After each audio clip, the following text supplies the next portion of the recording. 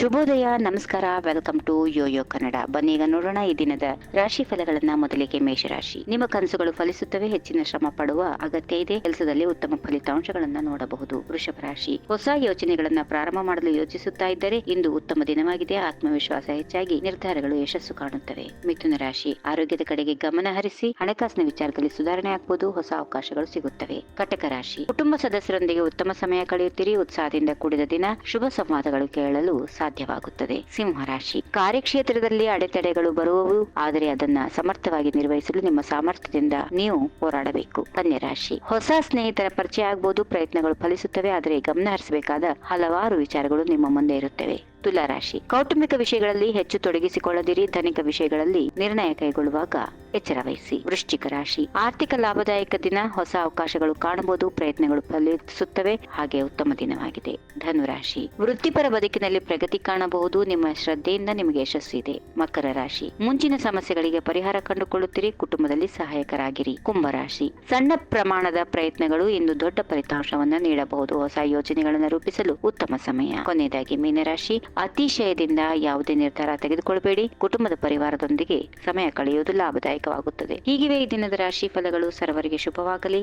ಶುಭ ದಿನ. ನಮಸ್ಕಾರ. ಈ ವಿಡಿಯೋ ನಿಮಗೆ ಇಷ್ಟವಾದಲ್ಲಿ ಲೈಕ್ ಮಾಡಿ, ಶೇರ್ ಮಾಡಿ, ಸಬ್ಸ್ಕ್ರೈಬ್ ಮಾಡಿ.